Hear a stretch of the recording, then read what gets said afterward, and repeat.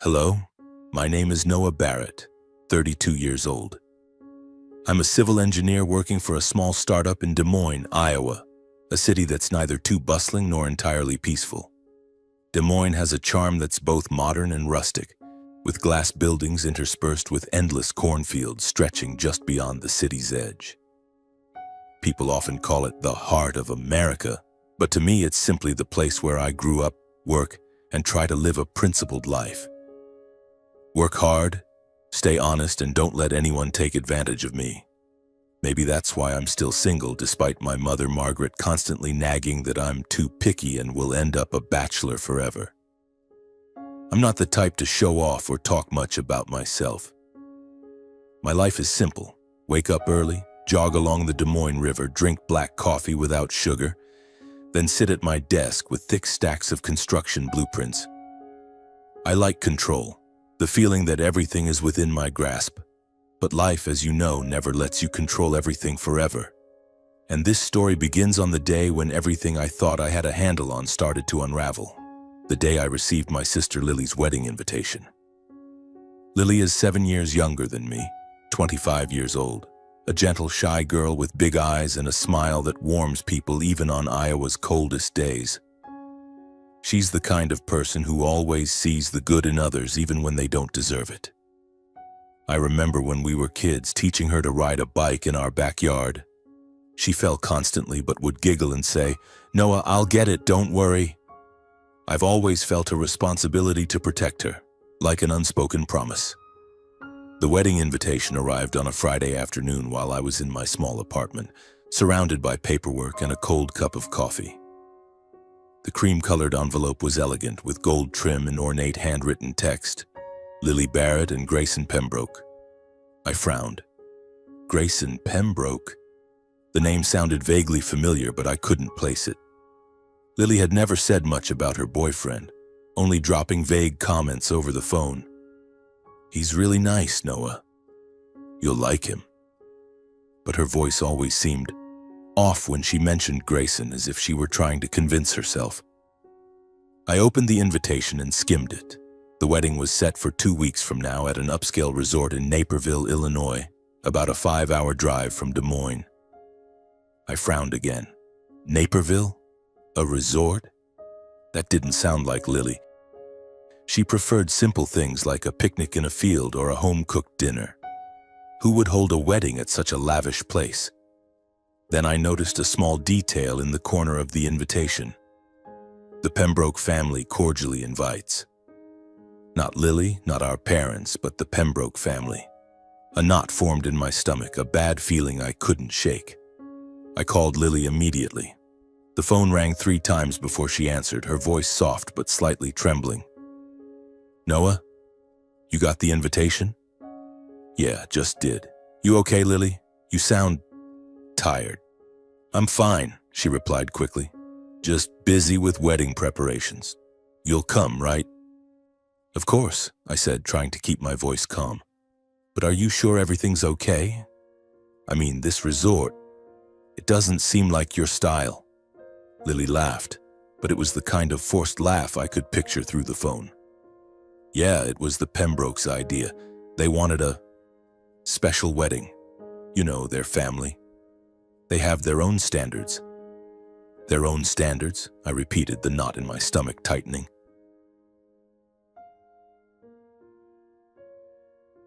There was a long pause. Then she said, her voice barely a whisper, "I'm fine, Noah. Just a bit stressed. Don't worry." I wanted to press further, to dig deeper, but I know Lily. She wouldn't talk if she didn't want to. I let it go, told her to take care of herself, and promised to be in Naperville on time.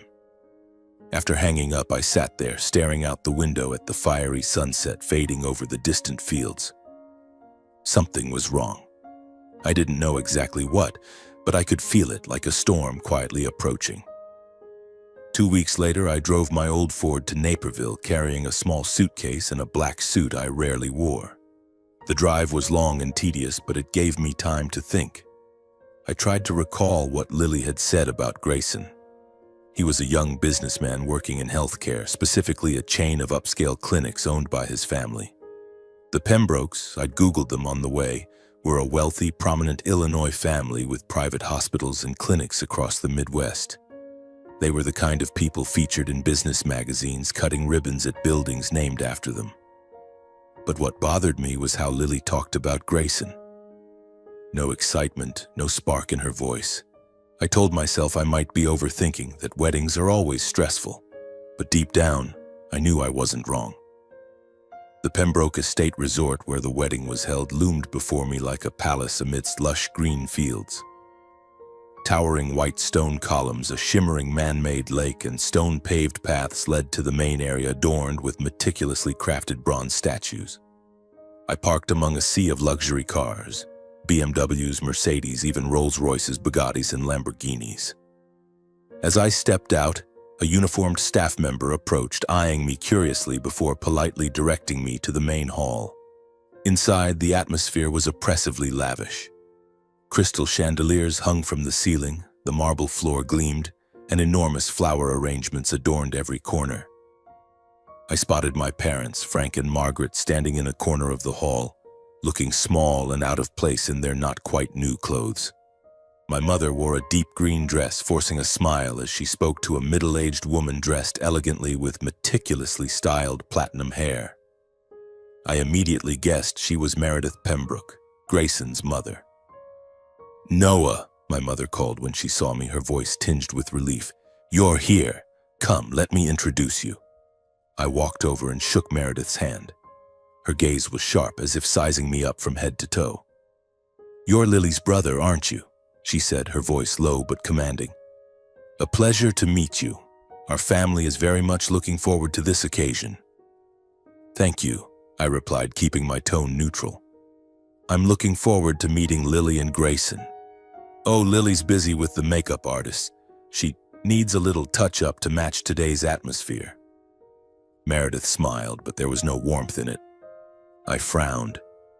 "Touch-up?" "Yes," Meredith said lightly. "She's a lovely girl, but you know, a Pembroke wedding demands perfection." I felt a surge of anger but held it back, nodding and excusing myself to find Lily.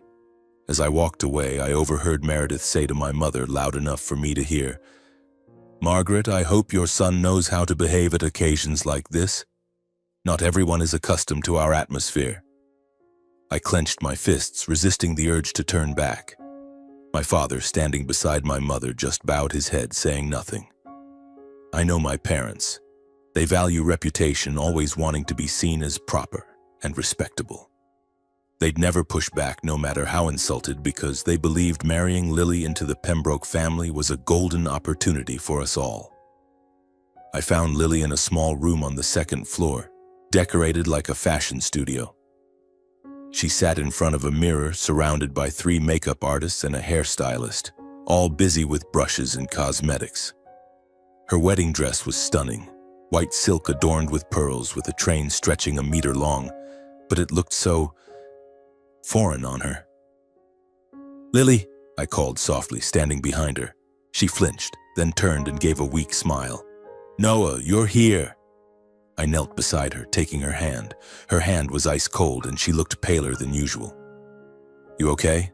I asked, my voice low. "You don't look well." "I'm fine," she repeated like a rehearsed line. "Just a bit tired. You know, wedding prep." I glanced around. One of the makeup artists, a young woman, glanced at me before quickly looking down as if afraid of being caught. I noticed something on the vanity. A guest list printed on thick paper with some names crossed out in red. I glimpsed it and saw the names of a few of Lily's close friends scratched off. "Lily, what's this?" I asked, pointing at the paper. She looked down, then quickly turned away. "Oh, that's the guest list. The Pembrokes. They wanted to trim it a bit. They said there wasn't enough space." "Not enough space?" I frowned. "In this palace-sized resort?" Lily bit her lip, not answering. I wanted to press further, but an older woman, likely the Pembroke's event manager, walked in, clapping her hands. "Miss Barrett, we need to finish in 10 minutes. Mrs. Meredith is waiting to check." Lily nodded, but I saw her shoulders tremble slightly. I stood, patted her shoulder, and whispered, "If something's wrong, Tell me, okay? I'm here for you." She nodded, but her eyes avoided mine, as if hiding a secret too big to share. The next few hours passed in a series of rigid formalities. I met the groom Grayson for the first time at the pre-wedding dinner. He was tall, handsome, with slicked back hair and a perfect smile that screamed he knew he was always the center of attention. He shook my hand, gripping harder than necessary, and said, "Noah, I've heard a lot about you. Lily says you're a great brother." "Thanks," I replied, studying him. Something about Grayson unsettled me. Not his words, but the way he looked at people like they were all pawns on his chessboard. The dinner took place in an opulent dining room with sparkling wine glasses and a 5-course menu I couldn't pronounce. But I noticed something. The bride's side, our side, was seated in a tucked-away corner far from the main table where the Pembrokes sat. My mother tried to keep a cheerful face, but I saw my father repeatedly bowing his head, as if apologizing for his existence. I started noticing small details, the way Meredith ordered the staff around like they were servants, the way Grayson never asked Lily's opinion on anything, from the food to the music for the wedding. And Lily, my sister, who used to smile like the morning sun, sat there quietly, her eyes devoid of light. As the evening ended, I stood on the balcony looking down at the garden twinkling with lights. A cold breeze blew through and a growing unease settled in my chest. I didn't know what was going on, but I knew one thing. My sister wasn't happy, and I wouldn't let her walk into a marriage she didn't truly want. The wedding day arrived like a storm, sweeping me into a whirlwind of opulent rituals and scrutinizing glances. I woke up in the hotel room arranged by the Pembrokes, a small tucked-away room at the edge of the resort, as if to remind me and my entire family that we were second-class guests. I put on my black suit, adjusted my tie in front of the mirror, and told myself to stay calm. Today was Lily's day, and I wanted her to feel my support, even though my heart was a tangled mess of unease.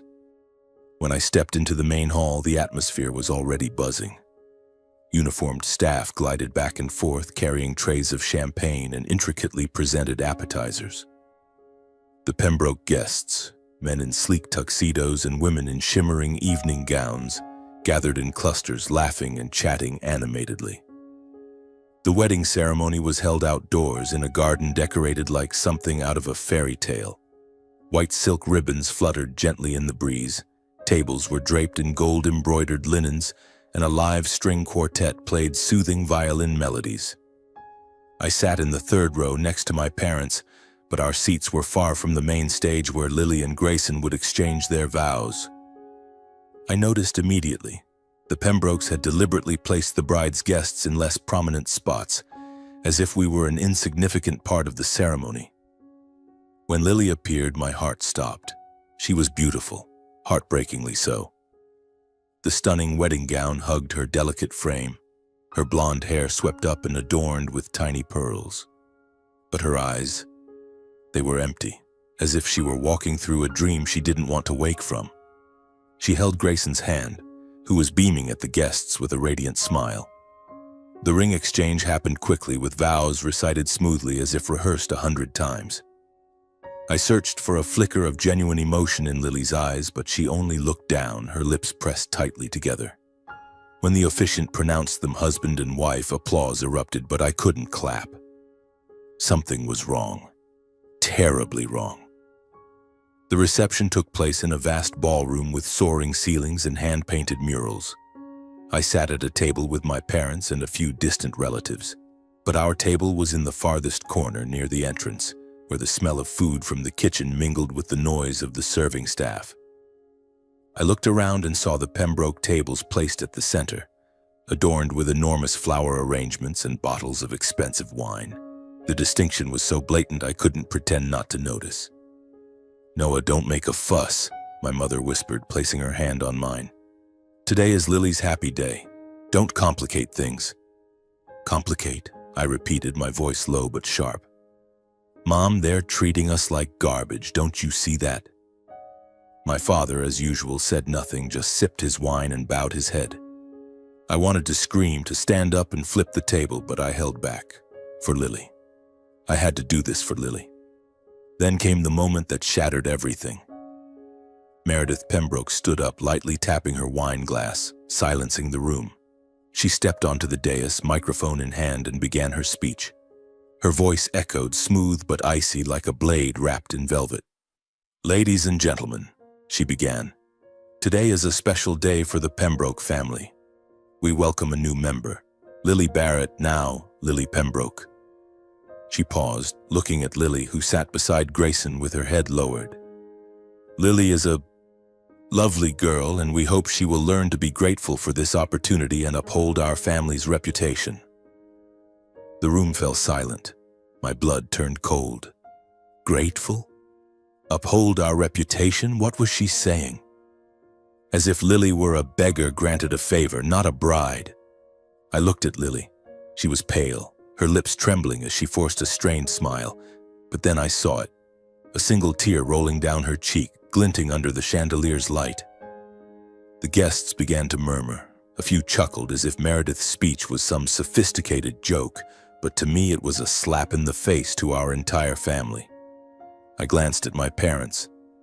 My mother clutched her napkin, head bowed, while my father stared at his plate as if wishing to disappear. Then I saw Lily stand, stumbling out of the room, hands covering her face. No one noticed, or they pretended not to.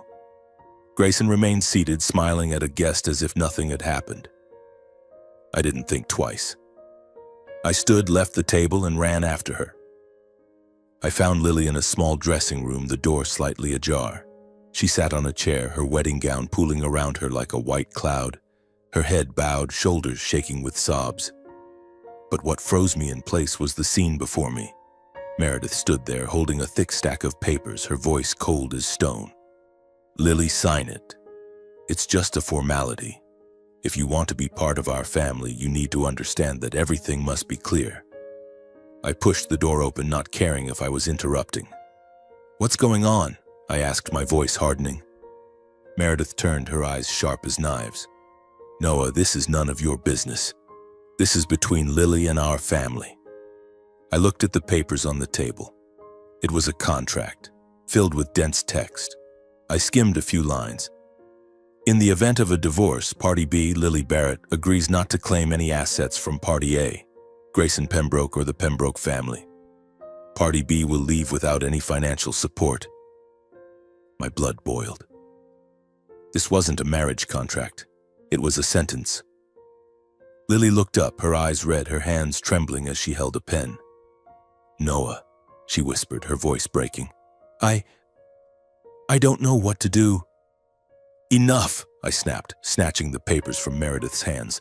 I didn't think, I just acted on instinct. I tore the contract to shreds, pieces fluttering to the floor. "What do you think my sister is? Some commodity for you to buy and sell?"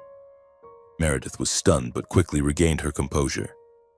"You're ruining everything, Noah. You don't understand how we do things." "I understand perfectly," I growled. "You want to control my sister, turn her into a puppet. But you're mistaken." I grabbed Lily's hand, pulling her to her feet. She stumbled, but I held her steady. "Let's go, Lily," I said, my voice softening. "We don't need to be here." I led her out of the room, back to the ballroom. Hundreds of eyes turned to us as I stopped in the center under the glittering chandelier. I don't know where I found the courage, but I knew I couldn't stay silent. "Ladies and gentlemen," I said loudly, my voice echoing in the hushed room. "I'm sorry for interrupting, but I need to say something. My sister Lily is not a commodity. This isn't a wedding, it's a humiliation. And we're not participating in this farce any longer." The room was deathly silent. I saw Grayson leap to his feet, his face red with anger. Meredith stepped forward, her eyes burning with fury. "You'll regret this," she hissed. "Maybe," I replied, not looking back. "But I won't regret protecting my sister." I led Lily out of the room, leaving behind the murmurs and stunned stares. As we stepped outside, the cold April evening air hit my face, sharpening my senses. Lily was still crying, but she gripped my hand tightly as if I were her only lifeline. At the parking lot, I heard hurried footsteps behind us. It was my mother running after us, her face full of panic. "Noah, what are you doing? You've ruined everything." "Ruined?" I turned, unable to contain my anger. "Mom, they treated Lily like garbage. Did you see her crying? Did you see that contract?" My mother shook her head, tears streaming down her face. "But Noah, this was Lily's chance. The Pembrokes, they could give her a better life." "A better life?" I snapped. "You call being forced to sign a contract and humiliated in front of everyone a better life?" My father finally spoke, his voice weak. "Noah, you don't understand. We can't fight the Pembrokes. They'll destroy us." I looked at my parents, the people who raised me, but now I saw only weakness. "If you choose reputation over your daughter," I said coldly, "then you don't deserve to be Lily's parents." I opened the car door, helping Lily into the front seat. She was still silent, but I saw her clutch her hands as if grasping for the last shred of strength. As I started the engine, I glanced in the rearview mirror, seeing my parents standing motionless under the resort's dim lights. I didn't know if I was doing the right thing, but I knew one thing. I wouldn't let Lily stay in that place a moment longer. On the drive back to Des Moines, Lily finally spoke, her voice a faint whisper. "Noah, I need to tell you something."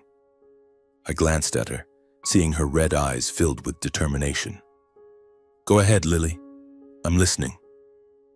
She took a deep breath, then said, her voice trembling, I'm pregnant, 3 months, but Grayson, he doesn't know. And I think he's not the good person I thought he was." My heart stopped. Pregnant? Grayson didn't know. And that bad feeling about him, about the entire Pembroke family, now solidified into a truth I couldn't ignore. "Lily," I said, my voice low but firm, "from now on I'll take care of you. You and the baby. I promise." She nodded, tears streaming again, but this time I saw a glimmer of relief in her eyes. I pressed the gas pedal, the old Ford speeding forward, carrying us away from the resort, away from the insults and the traps cloaked in opulence. But I knew this story wasn't over. There was something about Grayson, about the Pembrokes, that I needed to uncover, and I wouldn't stop until the truth was laid bare. A month has passed since the night I pulled Lily out of the Pembroke wedding, but the memory of her panicked eyes, Meredith's humiliating speech, and Grayson's fake smile remains like an unhealed scar in my heart. My small apartment in Des Moines, once just a place I returned to after long days at BuildBright, a startup specializing in sustainable construction designs, has become a temporary home for both of us. I gave Lily the bedroom while I sleep on the sofa, which is hard as a rock and a handspan too short for my height. Each morning I wake to the smell of black coffee in Lily's eyes, still pale but slowly regaining a spark of light. She's no longer the glamorous but miserable bride in an extravagant wedding gown. She's my sister, trying to heal and rediscover herself. Lily has started to adapt to life in Des Moines, though I know she carries wounds that won't easily fade. Each day she spends time reading books about newborn care, meticulously jotting notes in a small notebook as if preparing for an important exam. I see her sitting on the balcony under April's soft sunlight, flipping through pages with a focused expression. "Noah," she called me one morning, her voice gentle. "What kind of diapers should I get? Are there any that are good for the environment?" I laughed, setting my coffee mug on the table. "You're asking me like I'm a diaper expert, but I'm sure there are eco-friendly ones. I'll look into it for you." Lily smiled, a real smile, though still a bit hesitant. "Thanks, Noah. Not just for the diapers, but for everything. If it weren't for you, I don't know where I'd be." I patted her shoulder, hiding the heaviness in my chest. "That's what big brothers do, Lily. You focus on becoming a mom. I'll handle the rest." Every night after Lily went to bed, I sat in front of my laptop, the blue glow illuminating my face. My gut feeling about Grayson Pembroke, the man I never trusted, grew stronger. He wasn't a good person. I was certain of it. What Lily told me about how he controlled her, how Meredith forced her to sign a prenuptial agreement, and the fact that she hid her pregnancy, all were pieces of a dark puzzle. I couldn't let it fade into oblivion, not out of revenge, but to ensure Grayson couldn't hurt Lily or anyone else again. Our new life in Des Moines wasn't glamorous, but it had a quiet peace that I knew Lily needed. I still went to work each day, drafting designs for energy-efficient homes, sitting in Build Bright's small office where my colleagues teased me about my unsweetened black coffee habit. But coming home to see Lily slowly changing gave me hope. She started cooking simple dishes like spaghetti or toast. She even planted a few small pots on the balcony, a mint plant and a cactus, tending to them as if nurturing herself. One evening, as I brewed tea for us, Lily sat across from me, hands resting on her belly, and said in a soft but firm voice, "Noah, I want to name the baby Oliver if it's a boy. What do you think?" "Oliver?" I repeated, smiling. "Sounds good. And if it's a girl?" She thought for a moment, then smiled. "Maybe Emma. I like that name. It's gentle like sunlight." I nodded, warmth spreading through me. For the first time since that night in Naperville, I saw Lily truly hopeful about the future, but I also knew that for her future to be safe, I had to confront the past, specifically Grayson Pembroke. I began investigating discreetly. I didn't want Lily to know, didn't want to add to her worries while she was pregnant. I contacted Jake, a lawyer friend in Chicago who'd helped me with some legal issues for the company. Jake had a wide network and a knack for digging up information no one else could. I called him on a Tuesday night after Lily was asleep. "Noah, what do you want me to find on Grayson Pembroke?" Jake asked over the phone, his tone laced with curiosity. "Still sore about the wedding?" "It's not about being sore," I replied, my voice low. "I have a feeling about this guy, Jake. He's not as clean as the press makes him out to be. Lily said he controlled her and his family pushed her to sign a prenup. I need to know what else he's done, what they're hiding." Jake sighed. "The Pembrokes are a big deal, Noah. They have money, connections, and top-notch lawyers, but I'll try. I heard Grayson was involved in a lawsuit a few years back during college. No public details, it was settled out of court, but I'll dig deeper." "A lawsuit?" I frowned. "What was it about?" "Not clear yet," Jake said. "Could be harassment or worse. I'll check records and ask some contacts in the industry. But Noah, if you're going forward with this, be careful. The Pembrokes don't like people poking around." I hung up feeling like I'd stepped onto a dark path. But I wasn't afraid. If Grayson had secrets, I'd find them. I opened my laptop, searching social media and anonymous forums. I'm no hacker, but I know how to ask questions. I posted anonymously on a local Illinois forum asking if anyone had heard rumors about Grayson Pembroke. I didn't expect much, just hoping for a small lead to take me further. 2 days later, I got a private message from an account with no profile picture. It read, "I know about Grayson. If you want the truth, meet me, not in public." They included an address, a small coffee shop on the outskirts of Chicago, and a time, 3 p.m. Friday. I hesitated. This could be a trap. The Pembrokes might know I was digging and be luring me into a dirty game. But I had no choice. If there was a chance to uncover the truth, I had to take it. I told Lily I was going to Chicago to meet a client, a small lie to keep her from worrying. She nodded, unsuspecting, only telling me to drive safely. On Friday, I drove my old Ford to the coffee shop. It was in a quiet neighborhood with red brick houses and tree-lined streets. Inside, the aroma of roasted coffee mixed with soft jazz music. I sat in a corner, ordered a black coffee, and waited. At exactly 3 p.m., a woman walked in. She was about 25, with brown hair tied up, wearing a denim jacket and sunglasses despite the overcast sky. She scanned the room, then walked straight to my table. "You're the one asking about Grayson?" she asked, her voice low but sharp. I nodded. "I'm Noah. Who are you?" She removed her sunglasses, revealing tired but determined eyes. "Call me Sarah. I used to know Grayson, and I think you should know what he did." My heart pounded. What did he do? Sarah took a deep breath as if gathering courage. When I was 16, Grayson contacted me through social media. He said sweet things, made me feel special. But then he started sending weird messages, asking for inappropriate ones. Her voice trembled, but she continued. I refused, and he got angry. He secretly took pictures of me at school and sent them to me with threats. I was too scared to tell anyone. My blood ran cold. Do you have proof? Sarah nodded, pulling a small USB drive from her bag. I saved some of his messages and photos he sent. There's also a recording of his voice. I wasn't brave enough to report him back then. His family was too powerful.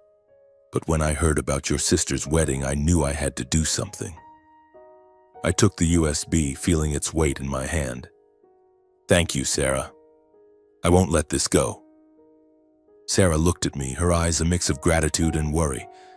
Be careful, Noah. The Pembrokes don't forgive those who cross them. Back in Des Moines, I waited until Lily was asleep before opening the USB on my laptop. What I saw made me sick. Grayson's messages were filled with manipulation, threats, and coercion targeting a 16-year-old girl. There were secretly taken photos, clearly shot from a distance, and a recording of Grayson's voice, sweet but calculated. If you don't do what I say, you'll regret it, Sarah. I know where you are, what school you go to. I had to stop, taking a deep breath to control my anger. This wasn't just evidence. It was a bombshell. If I brought it to light, Grayson and the Pembrokes wouldn't be able to deny it. But I also knew I was entering a dangerous fight. The Pembrokes had money, power, and the ability to cover things up. I looked at Lily sleeping on the bed, her hands cradling her belly as if protecting her baby. She was rebuilding her life, and I couldn't let Grayson or his family destroy it again. I texted Jake, sending him a copy of the USB's files. Jake, I have evidence. Can you help me get this to the police without revealing the source's identity? Jake replied instantly, I can do that.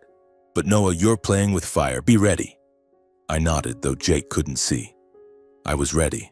For Lily, for Sarah, and for anyone else Grayson might have hurt.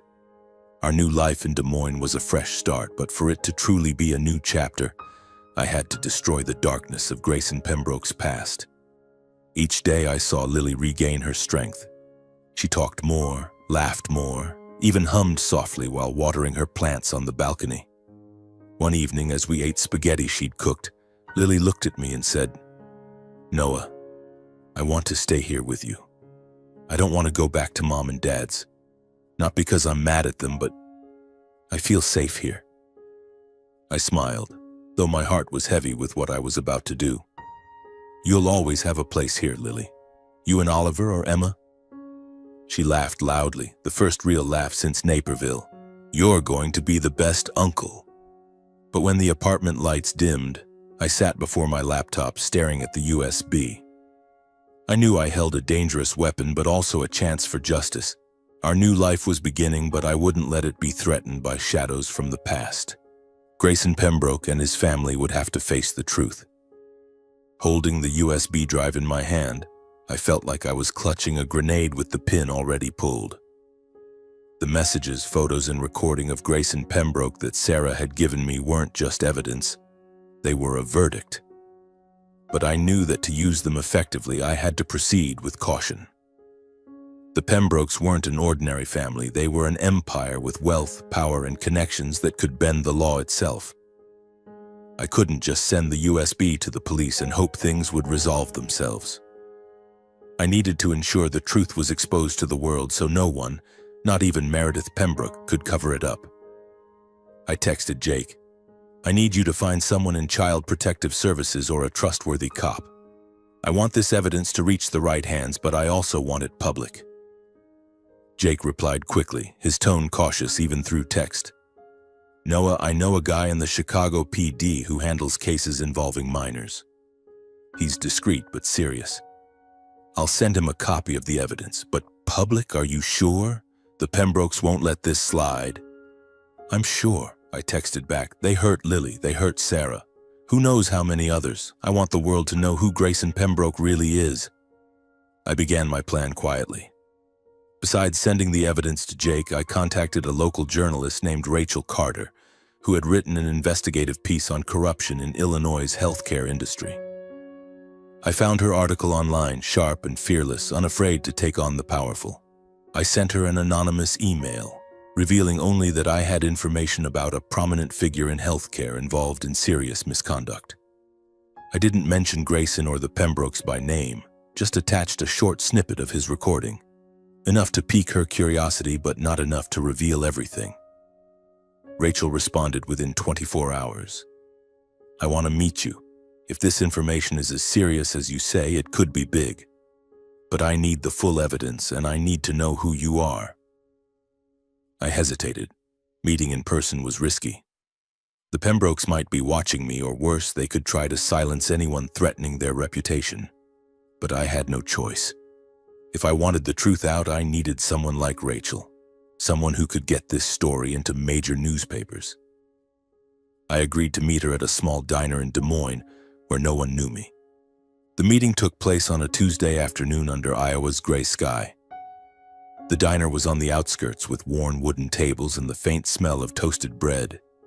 Rachel, a woman in her early 40s with short red hair and sharp eyes, sat in a corner with a coffee mug and a notebook. She looked at me as I walked in, as if she'd already guessed I was the one she was waiting for. "Noah Barrett?" she asked, her voice low but direct. I nodded, sitting across from her. "Rachel, thanks for coming." She raised an eyebrow. "I know you're the guy who caused a scene at the Pembroke wedding. Social media's still buzzing about it. But I'm guessing you're not here to rehash family drama, are you?" I pulled out the USB and placed it on the table.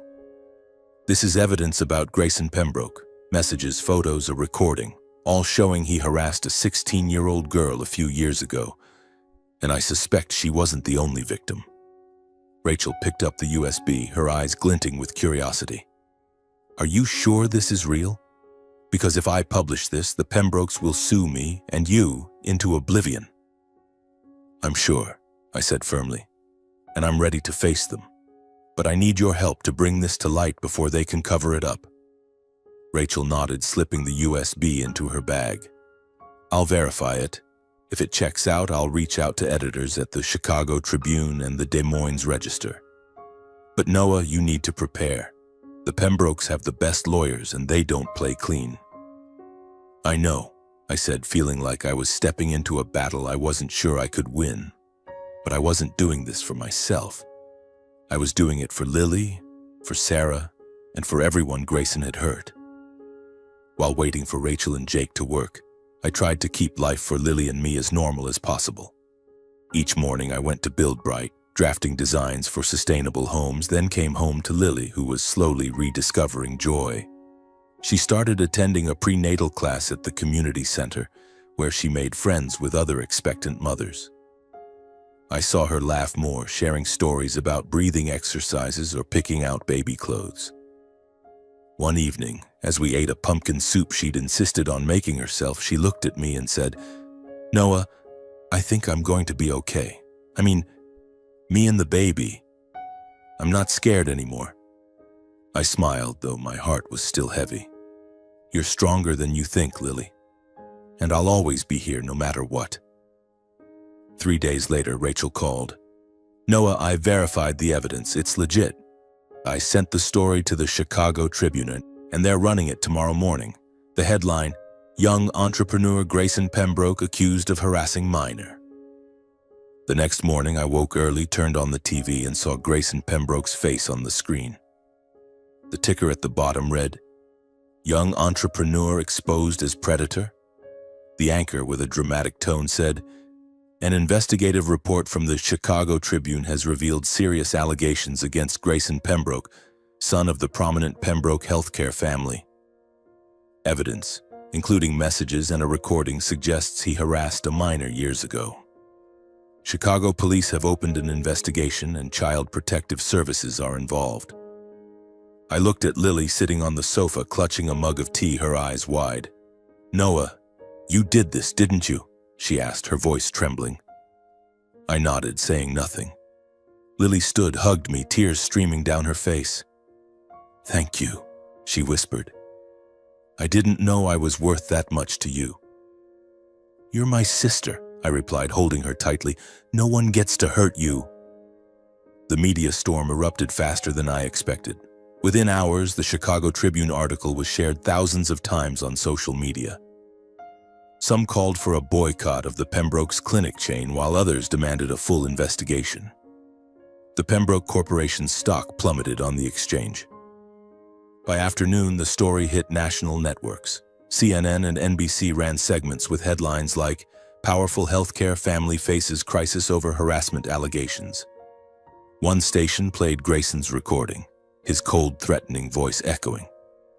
I saw Meredith appear in a brief interview, her face stiff, declaring, "This is a smear campaign against our family. We will sue anyone spreading these lies." But her voice wavered and her eyes lacked their former sharpness. The next day, an update. Grayson Pembroke was detained for questioning. Police found additional evidence on an old phone seized during a search.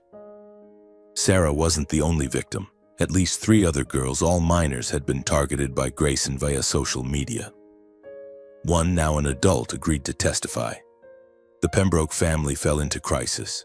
Their clinic chain faced scrutiny for alleged money laundering to cover up Grayson's past lawsuits. The reputation Meredith had built over decades crumbled like a sandcastle. I wasn't gleeful. Not exactly.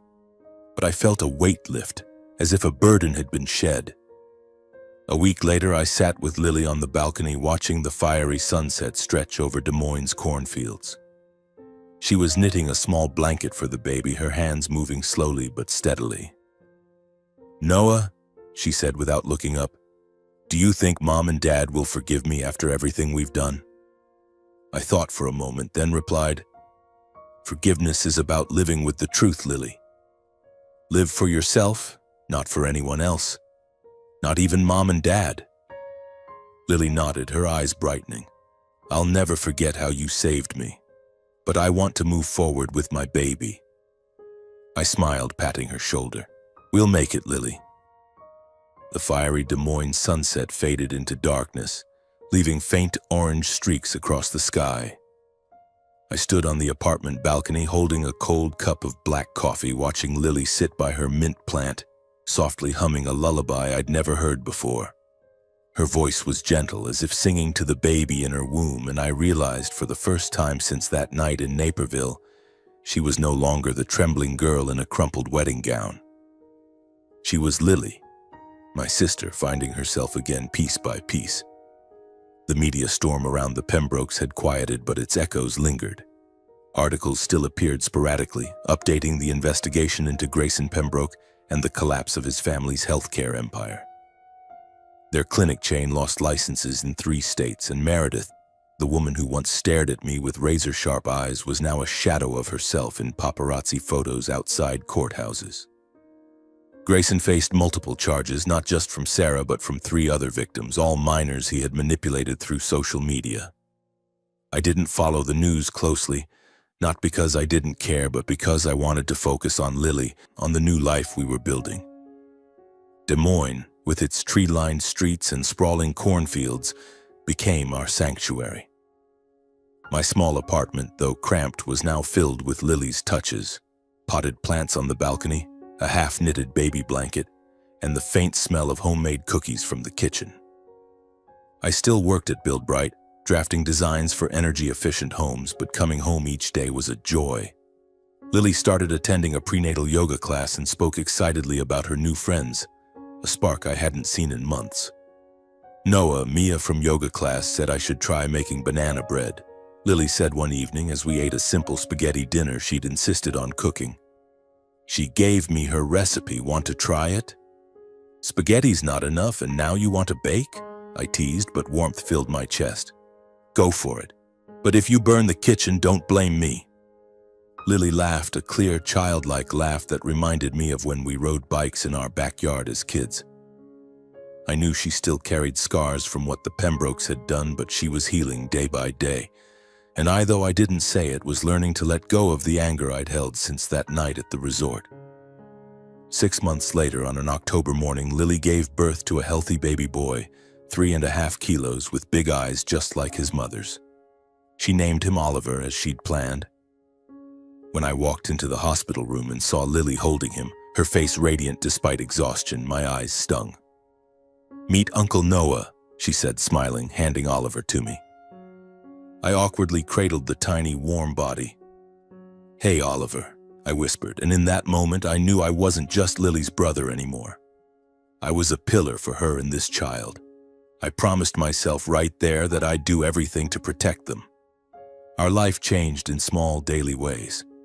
I bought a crib for the corner of the bedroom and learned to change diapers, a skill I never thought I'd need. Lily, though tired from sleepless nights with Oliver, stayed optimistic. She started part-time work at a nearby flower shop where she could bring Oliver along.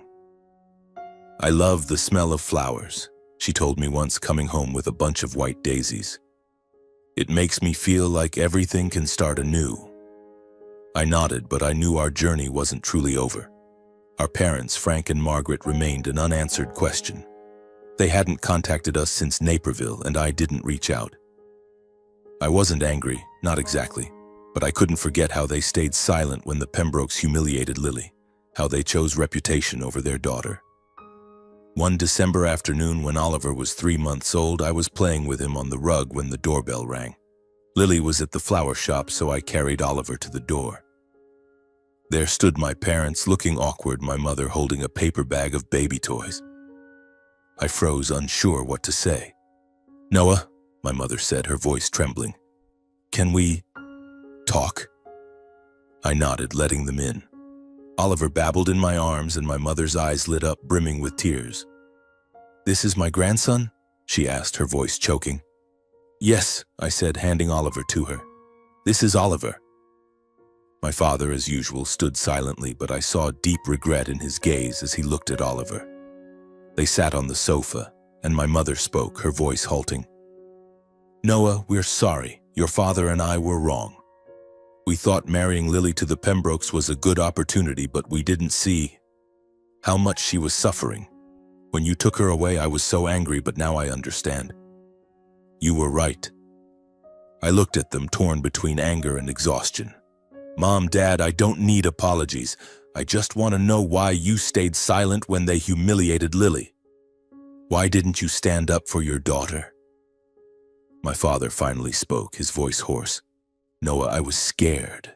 The Pembrokes, they're too powerful. I thought if we fought them, they'd destroy our family, but I was wrong. I failed to protect Lily, and I'll regret it for the rest of my life." I took a deep breath, trying to hold back my emotions. "Lily's been through enough. I don't want her to hurt anymore. If you want to be part of her life, prove it. Not with words, but with actions." My mother nodded, tears streaming down. "We'll try, Noah. I want to see Lily to be a grandmother to Oliver." I nodded, keeping my distance. "I'll tell Lily, but it's her decision."